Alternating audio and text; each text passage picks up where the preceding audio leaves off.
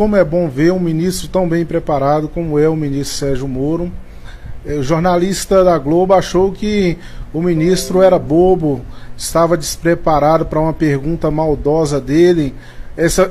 A famosa desinformar para confundir, tentou desinformar para confundir, mas o ministro Sérgio Moro humilhou o sem vergonha na frente de todos os jornalistas, mostrou para ele que ele é muito bem capacitado. É por isso que o presidente Jair Bolsonaro o convocou para esta missão de combater a criminalidade. O cara, não sei o que esse jornalista pensa não, o cara foi defender bandido e atacar o pacote anticrime. Vê se pode, confere aí no vídeo mais essa mitada do ministro Sérgio Moro para cima dessa Globo lixo.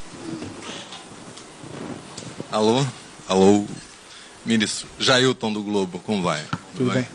Ministro, nos últimos 20 anos, os governos e o Congresso aumentaram substancialmente as penas para todos esses crimes mais graves, né?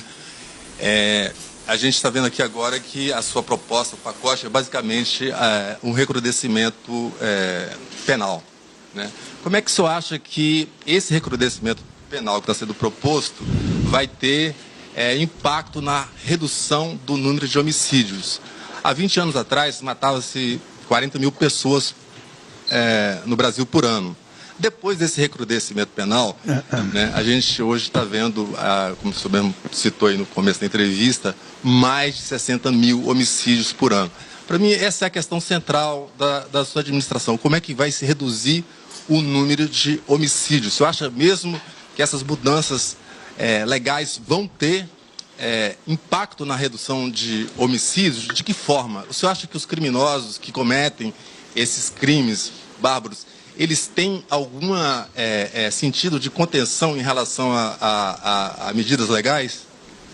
Senhor Jair, eu discordaria inicialmente, respeitosamente, da afirmação que é apenas recrudescimento penal. Como nós dissemos, uma medida de todas implica em elevação da pena, que é para, basicamente, porte ilegal de arma por quem tem registros criminais pretéritos.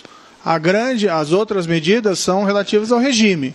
Então, mudança. O que se fez no passado? Muitas vezes se incrementava o tamanho da pena sem que isso tivesse impacto real por conta da manutenção das regras de regime. Mas, às vezes, mesmo o incremento do tratamento mais rigoroso pode ser exitoso. Vamos lembrar a situação que acontecia no início da década de 90, que era relacionada, o final da década de 80, que era relacionada a, vamos dizer, uma epidemia de sequestros para fins de extorsão mediante sequestro no Brasil. Às vezes com morte da vítima, às vezes, graças a Deus, sem a vítima ser assassinada. Houve um incremento da pena e, ao lado disso, houve uma maior ação eficiente da investigação e da polícia, e esse crime foi reduzido em muito. Não que ele não aconteça, ele acontece. Mas aquela epidemia que envolvia essa extorsão mediante sequestro, da época da década de 90, foi resolvida. Então não é assim tão singelo afirmar que isso não significa nada. Ao contrário, isso significa sim. Agora, como eu disse, as leis não servem para nada se não forem aplicadas.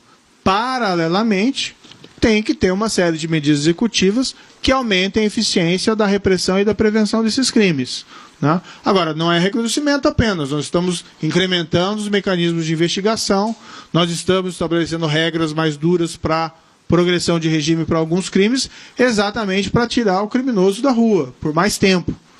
Isso tem sim um impacto na segurança pública.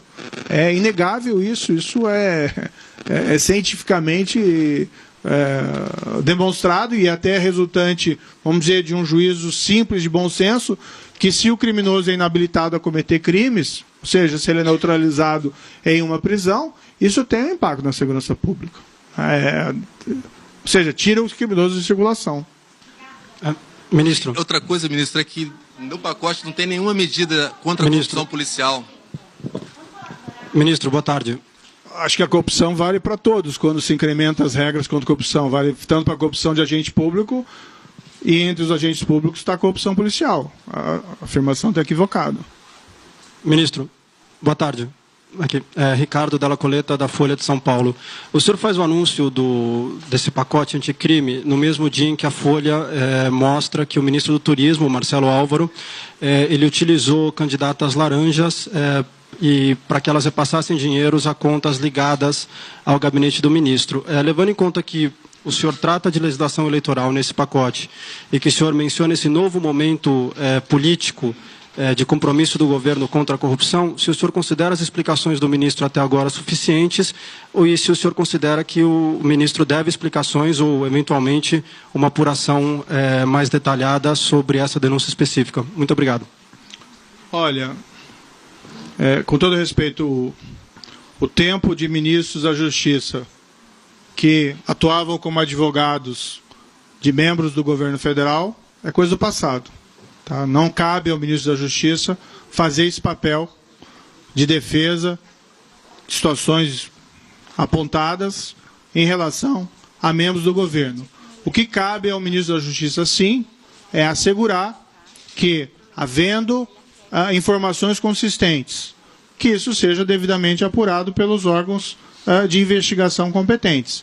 E quando fui convidado a assumir essa posição, o presidente disse muito claramente de que ele é intolerante em relação a desvios e os órgãos deveriam ter plena autonomia em realizar essa apuração. E é o que vai acontecer em relação a todos os casos que aparecerem. Particularmente, não sei se essa matéria é totalmente consistente, mas se surgir a necessidade de apuração, será apurado. Ministro Isadora Peron, do Valor Econômico. Eu queria que o senhor explicasse um pouquinho melhor como é que vai ser esse excludente de licitude para os policiais. A crítica é que isso vai dar uma liberdade para eles matarem, enfim, sem serem punidos. Na campanha, o presidente chegou a falar em não precisar nem ter um processo para quem cometesse esse tipo de crime durante uma atuação.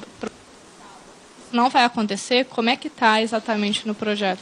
A proposta fala por si. O que a proposta faz é, vamos dizer assim, retirar dúvidas de que aquelas situações específicas ali descritas caracterizam legítima defesa. Então, um agente policial que, numa situação de sequestro de refém, toma uma providência para prevenir a morte da vítima, é evidente que ele atua em legítima defesa.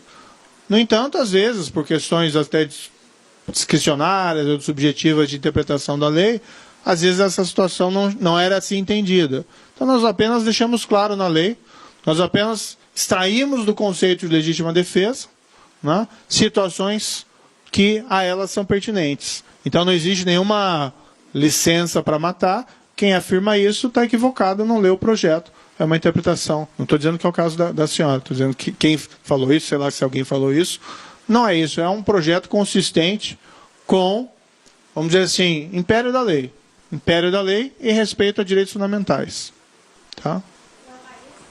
Ministro, boa tarde. Sou Afonso Benites, repórter do El País. Por gentileza, com relação à condenação em segunda instância, tem essa questão que já foi e voltou do STF várias vezes. Por que vocês não sugerem uma mudança constitucional ao invés de um projeto de lei? Na interpretação atual do Supremo Tribunal Federal, já é uma medida constitucional. O Supremo Tribunal Federal, desde 2016, por 4 vezes, apesar de todos os rumores de que haveria mudança de posição, reafirmou que a execução em segunda instância não fere a presunção de inocência. Como, aliás, é na maioria dos países do mundo. Então vamos ver lá. Onde nasceu a construção da presunção de inocência? Quer dizer, tempos imemoriais. Mas os países que construíram mais incisivamente um sistema de proteção de direitos, mas com processo penal eficiente, França e Estados Unidos. Em ambos os países, não se entende que a presunção de inocência veda execução, seja de uma condenação em primeira instância, seja de uma condenação em segunda instância. Então, assim, fere a presunção de inocência? Não, a presunção de inocência é relacionada com a prova. Para condenar alguém, você precisa ter prova categórica, e não propriamente com prisão após julgamento. Certo? O Supremo afirmou isso 4 vezes, nós estamos dando fé aos precedentes do Supremo Tribunal Federal. Pura e simplesmente. Não acho necessária uma emenda constitucional. Nós estamos apresentando aí um projeto de lei ordinária para apenas deixar isso mais claro na nossa legislação. A gente tem mais 11 colegas para falar. Temos 20 minutos do ministro. Então, só peço a ponderação de tempo. Ministro, boa tarde. Aqui. Romualdo de Souza, da Rádio Jornal do Comércio de Pernambuco. Ministro, por favor, os governos estaduais estão a pão e água, aliás, mais água que pão. Uma vez aprovadas essas medidas, eles vão precisar de recursos para implementá-las. O governo federal tem dinheiro no orçamento, ou vai batalhar, ou vai conseguir dinheiro federal para os estados, ministro? Olha, essas são medidas paralelas. O que foi criado, que foi um avanço no ano passado, por exemplo, o Fundo Nacional de Segurança Pública, incrementou a fonte de recursos. Esses valores vão ser encaminhados, né? Já é a previsão legal, que sejam repartidos, 50% pelo menos vão para os estados e Distrito Federal. Havendo necessidades, pode buscar recursos recursos fora do que já foi previsto. Então, nós precisamos ter presente em que um projeto de lei não resolve todas as coisas, às vezes precisam ser aplicadas, executadas, e claro que isso demanda investimentos. O governo federal está disposto a disponibilizar esses recursos, os estados também disponibilizar os seus próprios recursos. Claro que esses recursos não são infinitos, mas se pode fazer muito com os recursos que se tem.